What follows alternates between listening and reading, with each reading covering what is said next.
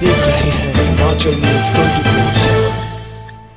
नमस्कार, स्वागत है आपका हिमाचल न्यूज 24/7 में। मैं हूं जितेंद्र पंकज शर्मा। जिला परिषद कांगड़ा के उपाध्यक्ष विशाल चंबियाल ने कहा कि 15वें वित्त आयोग का पैसा आए 15 दिन का समय हो चुका है, लेकिन अभी तक इस पैसे को जारी नहीं किया गया है। उन्होंने कहा कि एक और सरकार समय पर पंचायत चुनाव करवाने की बात कर रही है, लेकिन पैसा अभी तक जारी नहीं किया गया, जो कि विकास कार्यों पर खर्च होना है। मंगलवार को प्रेस वार्ता में विशाल चंबियाल ने कहा कि कोरोना संकट की घड़ी में सरकार को पंचायत चुनाव करवाने की जल्दी पड़ी है, जबकि पंचायत समिति और जिला परिषद का पैसा न जाने क्यों रोक के रखा गया है। ये भी पहली बार नहीं हुआ है। चंबियाल ने कहा कि जिला परिषद के बजट को पहले ही कम कर दिया गया है, ऐसे में वो राशि भी समय पर न मिलने से विकास कार्य प्रभावित हो रहे हैं। इससे तो बेहतर है कि सरकार जिला परिषदों के पदों को ही समाप्त कर दे। विशाल चंबियाल ने कहा कि पिछली बैठक में कुछ प्रस्ताव आए थे, जिन्हें पार्षदों ने ये कहते हुए पारित नहीं किया था कि जब तक 15वें वित्त आयोग का पैसा नहीं आता उन्हें पारित नहीं किया जाएगा। विशाल चंबियाल ने आरोप लगाया कि जिला परिषद चेयरमैन और डीपीओ द्वारा उक्त प्रस्तावों को पारित कर दिया जाता है, जिस पर मंगलवार को आयोजित जिला परिषद की बैठक में कुछ पार्षदों ने विरोध जताया है। चंबियाल ने कहा कि प्रदेश सरकार की ओर से एक फरमान जारी किया गया है, जिसमें कहा गया है कि यदि आपके पास 3 हथियार होंगे तो तीसरे का नवीनीकरण नहीं होगा और तीसरा हथियार सरकार के पास जमा करवाना पड़ेगा। उन्होंने कहा कि किसानों ने आवारा पशुओं से फसलों को बचाने के लिए हथियार रखे होते हैं। अब ना तो किसान 2 से अधिक हथियार होने पर ना तो किसी को बेच सकते हैं और ना ही किसी दूसरे के नाम पर कर सकते हैं। उन्होंने सरकार को इस निर्णय पर पुनर्विचार कर इसे वापस लेना चाहिए, ऐसी उन्होंने बात कही है। विशाल चंबियाल ने कहा कि संक्रमित पाए गए डीसी कांगड़ा जल्द स्वस्थ हों, हमारी यही कामना है। कोरोना संकट के समय डीसी कांगड़ा ने बेहतर कार्य किया है। साथ ही उन्होंने कहा कि लगातार कोरोना के मामले बढ़ रहे हैं, ऐसे में सरकार को टेस्टिंग और बढ़ानी चाहिए। एक तो जी हमारा पीछे कोई 15-20 दिन पहले एक मीटिंग हुई थी, उसमें हमने सबने डिसाइड किया था कि आज की जो मीटिंग के जो प्रस्ताव हैं इनको हम पारित नहीं करेंगे।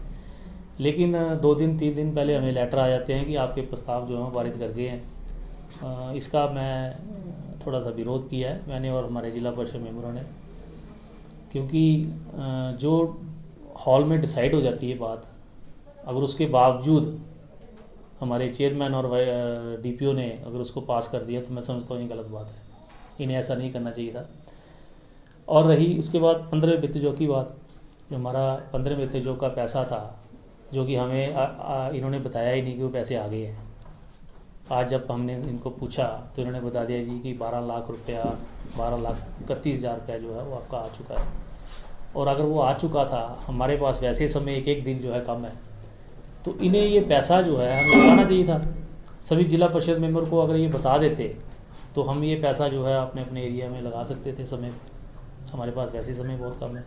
तो ये 1-2 हमारे मुद्दे थे। किसानों की आज एक बहुत बड़ी समस्या ये है कि अभी थोड़े दिन पहले मैंने एक पता चला मुझे कि हमारे कुछ किसान मेरे पास आए थे कि हिमाचल प्रदेश में ये जो 3 वेपन अगर किसी के पास है तो उसका लाइसेंस जो है रिन्यू नहीं हो रहा।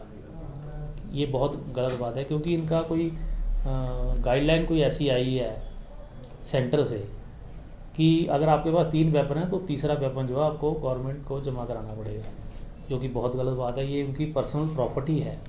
आप किसी की पर्सनल प्रॉपर्टी को क्यों बोलेंगे कि डिपॉजिट करो? अगर आपने इसका लिए नई और देने हैं वेपन देने हैं तो जिनके पास 3 है उनको रहने दें, नेक्स्ट जो है उनको 3 वेपन ना दें। मैं तो सरकार से श्री जयराम जी, हमारे जो माननीय मुख्यमंत्री हैं, उनसे गुजारिश करूंगा कि इसके लिए आप सेंटर में ये मुद्दा उठाएं, क्योंकि इससे हज़ारों किसानों को जो है प्रॉब्लम आएगी। ऐसा नहीं होना चाहिए ये हमारा, क्योंकि किसान जो है वो अपने फसल को बचाने के लिए या अपनी आत्मरक्षा के लिए या किसी भी तरह की जो है अपने लिए वेपन लेके रखे।